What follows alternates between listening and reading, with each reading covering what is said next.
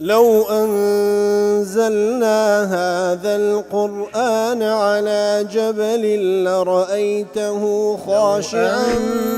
أنزلنا هذا القرآن على جبل لرأيته خاشعا أنزلنا هذا القرآن على جبل لرأيته خاشعا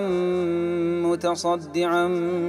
من خشية وتلك الأمثال نضربها للناس لعلهم يتفكرون.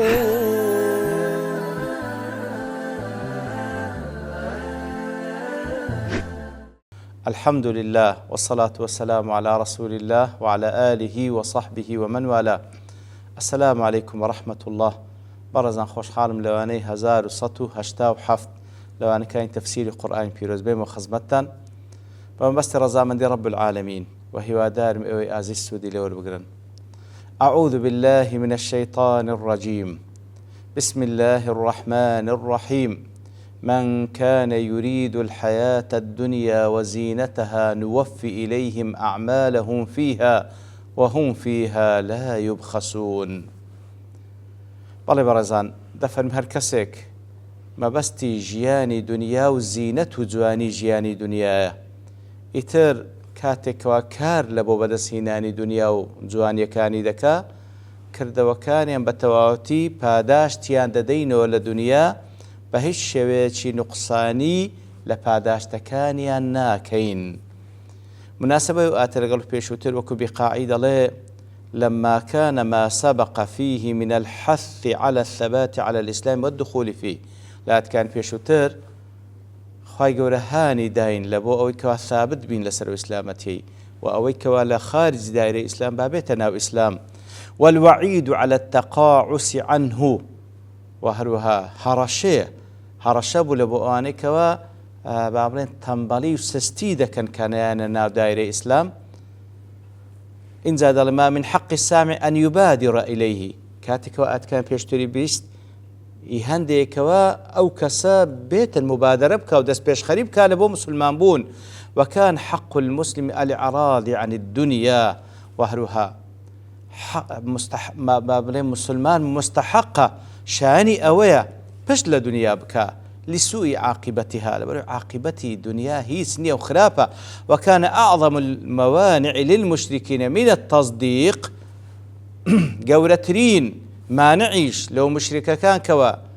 أو حق بحق نزانو تسليمين بن استيلاء أحوال الدنيا عليهم، لبرو براس حال دنيا لسريان مسلطة. ولذلك تعنتوا بالكفر. لوی ئەوان بەڕاستی عینادی دەکەن بۆ کوفرەی لە سەرینە لەبەرەوەی بەڕاست نانی دنیایان لە دەست بچی. ئیتر لێرەدا خوای گەورە ئەو لەو ئاتەدا باز دەکا ئیتر ئەوەی دنیای دەوێت دنیای دەدەینێ. لە تەفسیری مەنار دەفەرمی فإنه بعد أن قامت الحجة القطعية على إعجاز القرآن وحقية دعوة الإسلام بما يقطع ألسنة المفترين ويبطل معاذيرهم. كوات الآتكان بيشوتر پاشەوەی کەوا فعلا سەلماندی خوای گەورە سوبحانە وتعالە ئەو قورئانە معجیزەیە و ئەو دعوەیە و دعوەی حەق لەلایەن ئەڵڵا تەعالا هاتێ بە شێوەیەک سەلماندی کەوا بەڕاستی زمانی ئەو کەسانە دەبڕی کە دەڵێن والعیاذ بالله قورئانە کەلامی خوای گەورە نییە و هیچ عوزریان نامینێ. بين لهم في هذه الآية والتي تليها الصارف النفسي لهم عنه. لو آتوا الآية دواترێ خوای گەورە بەیان دەکا ئەو شتە چێکەوە لەو حەقەیلاندا پاشەوەی لۆیان بەدیار کەوتیە. وكونه شرا لهم لا خيرا. وأو سببش كبويت سبب كون لحق لا أبدا لحقت شر لبوان خيرين، وهو أنه لا حظ لهم من حياتهم إلا شهوات الدنيا وزينتها. كواتا بابزانا أو دنياي كأوان بالنسبة لهم بويت مانع لبوي كوا دان بو حقي دابنين كمجرد شهوات كاتيو جوانية وقتية لكاتك دا إسلام هاتي بانجان دكا لبو إيثار هالبجاردني قيامتك كخير وأبقايا تاكترو وهروا زياتريج دميني. من كان يريد الحياة الدنيا وزينتها نوفي إليهم أعمالهم فيها، أي من كان يقصد بسعيه وأعماله الصالحة. كواتا كسك کە کردەوەی چاک دەکا بەڵام کردەوە چاکەکانی بە مەبەستی خوا نایکە بە مەبەستی ئەوەیەکەوە الحەیاتە دنیا وەزینەتەها ئەو کەسەی بە هەوڵ و تێکۆشان و ئەنجامدانی کردەوەی چاچی مەبەستی بەدەستهێنانی ژیان دنیا و زینەتی ژیان دنیاە نعطیه ثواب أعمالها فيها كاملا سبحان الله پاداشتی کردەوەکانی بە کامیلی دەیدەینەوە لە دنیاە كسعة الرزق رزقك فراوان ودفع المكاره أو پێی ناخۆشە لێی دەفع دەکەین وغير ذلك كواتا نوفي إليهم أي نوصلها إليهم وافية كاملة كواتا ئەوەی کەوا مەبەستی لە کردووە چاکانی دنیا بەدەستبینی خۆی گەورە دەفەرمێت بە کاملی پاداشتی دەینەوە لەبەر ئەوەی نوفي لە وەفای هاتێ يدل على إكمال وإتمام وإبراهيم الذي وفى وكو وصفي دكا أو إبراهيم كوا بتواوتي هم وعد كان خواي يقولوا بزيهنا وعد كان بزيهنا يتلي رجل فرمي أو كوا بكردو ساكاني كذيكا ما بس تبدا سيناي دنيا خواي يقولوا بتواوتي باداشت الدين ولا دنيا هندك دم مفسرين دلين أو آتا تايبة بكافر كان أو أني كوا يريدون بأعمالهم الدنيا وزينتها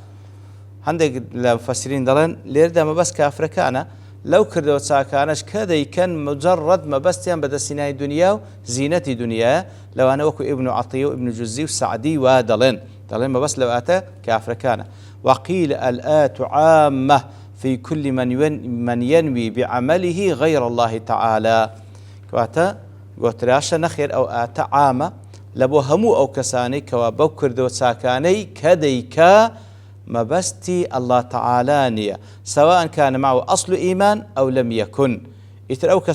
أصل إيمان بيه يعني هر كافرة مهم كردوي ساك دكا بلام كردو ساكي لبو خوايني أو زي مسلمانة يعني غير مسلمانة وكو مجاهد ميمون كرو مهران وارها معاوية ابن الجوزيش دلتن أو قول الأكثرين كانت أكثرية مفسرين دلن أو آتعامة هر كسي كردوي ساك دكا أو زي مسلمانة يعني غير مسلمانة بەڵام مەبەستی لە کردەوە چاکەی خوانیە مەبەستی ژیانی دنیاە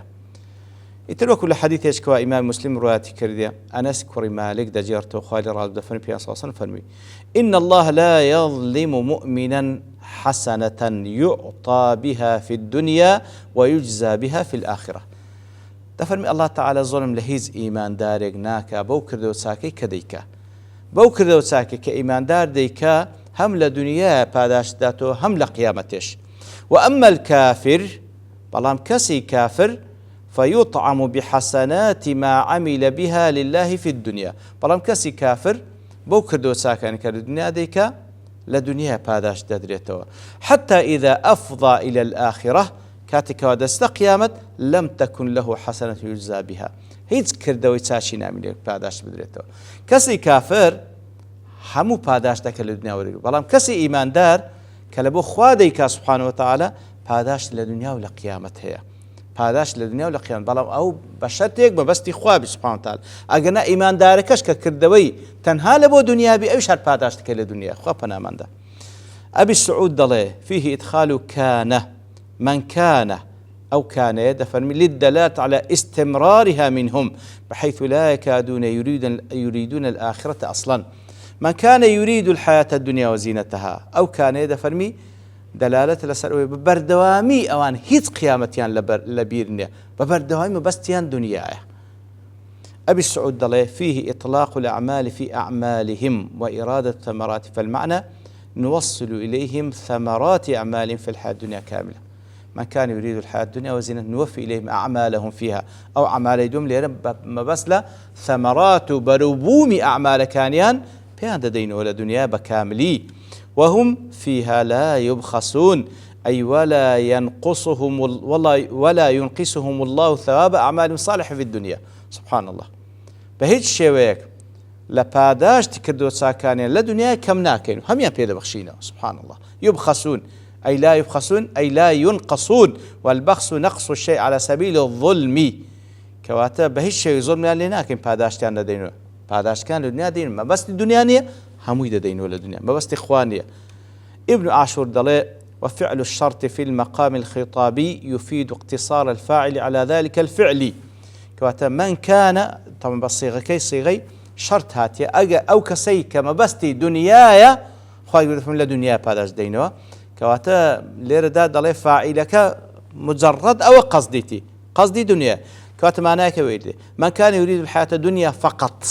ئەوەی کەوا فعلا بەو کردەوە ساکەی فقط مەبەستی دنیایە أولئك الذين ليس لهم في الآخرة إلا النار ببلغي ولا دواتري دفرمي وان لها آخرة هيتسيان لبونيا إلا آقر نبي إذ حصر أمر في استحقاق النار وهو معنى الخلود وهذا على أحد القولين في الآية كواتا زياتر ميل أويدك أو كسانة كافرا لا آخرة شوانا بهتا هتاي لا آقر دمينينو بهر حال وكو ابن الجوز دلي آياتك عامة كقولي زور مفسرين واه كافرك وهر هيچ هل دنیا پاداش دەدرێتەوە ولا قیامەت هیچ لەبن کەسی ئیمان داریش ئەگەر ئیمان داش بەڵام مەبەستی لە کردەوە چاکین تەنها دنیابی ئەوش هەل دنیا پاداش کەواتە زۆر مهمە ئینسانی مسلمان خۆی یەکلا کاتەوە لە بەخوای گەورە ئەو کردەوە چاکەکە مەبەستی الله تعالی بی ئینجا خوای گەورە لە دنیا و لە قیامەت پاداشی دادەوە نەک تەنها مەبەستی دنیابی لۆ لە دواتر دەفەرمی أولئك الذين ليس لهم في الآخرة إلا النار أي أولئك الذين يريدون بأعمالهم الصالحة الحياة الدنيا وزينتها أو كساني كوا بكردوت ساكانيا تنها خوشي جاين دنيا وزينتكيان دبي لا يكون لهم في الآخرة إلا النار هيتيان لبوني لآخرة تنها آقر نبي إتر فيصلونها دسننا وآقري وكو الشوكاني دلي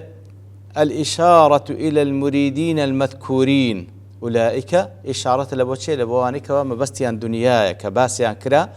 ولا بد من تقييد هذا بأنهم لم يريدوا الآخرة بشيء من الأعمال المعتد بها الموجبة للجزاء الحسن في دار الآخرة كواتا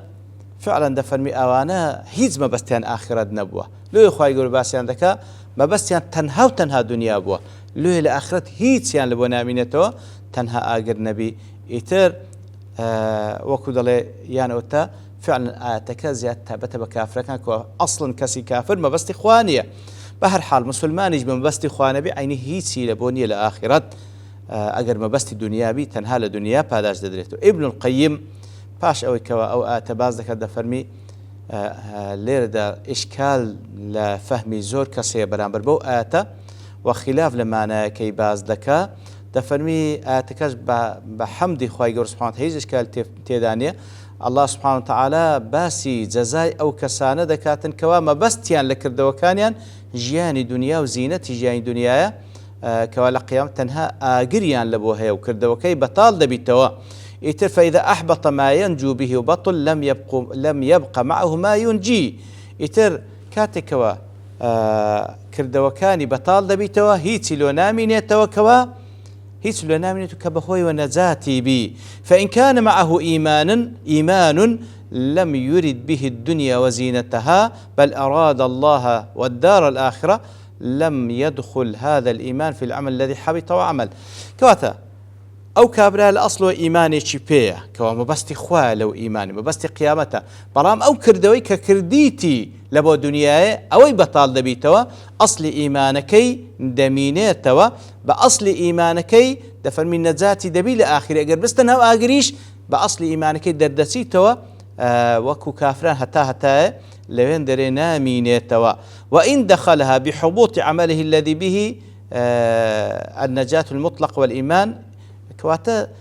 لێردا دوشتی لێک زیادە کات مەسە ئەگەر ئەسڵی ئیمانەکەی لە بۆ خوای سوبحانه بەڵام کردەوە چاکەی کە کردیتی مەبەست دنیابی دەفەرمی ئەویش ئەو هەڕەشەی لەسەر جێبەجێ دەبێت دەستەناو ئاگر بەڵام بە ئەسڵی ئیمانەکەی دواترێ هەتا وەکو کافران نامینێتەوە دەردەچی بەڵام ئەگەر ئەسڵی ئیمانەکەشی ئیمان هینانەکەشی هەر لە بۆ دنیای بیتن مەبەستی قیامەت نەبی مەبەستی ڕەزامەندی خوای گەورە نەبی لەو حاڵەتەی هەمووی بەتاڵ دەبیتەوە وەکو چونکە ئەسڵی ئیمانەکەمان لە بۆ خوانەوی کەواتە کەسێکی منافقە ئەو کەسێ منافقیش هەتا لەناو ئاگر دەمێنێتەوە خوا پەناماندا ئیتر دیارە زانانی تریش زیاتر قسە لەو ئاەتە دەکەن لەبەر تەوابوونی کات دەوەستین بە پشتیوانی الله تعالى لەوانەی داهاتوو دێنەوە خزمەتی وصلى الله وسلم على نبينا محمد وعلى آله وصحبه أجمعين وآخر دعوانا الحمد لله رب العالمين لو أنزلنا هذا القرآن على جبل لرأيته خاشعا أنزلنا هذا القرآن على جبل لرأيته خاشعا أنزلنا هذا القرآن على جبل لرأيته خاشعا متصدعا من خشية وتلك الأمثال نضربها للناس لعلهم يتفكرون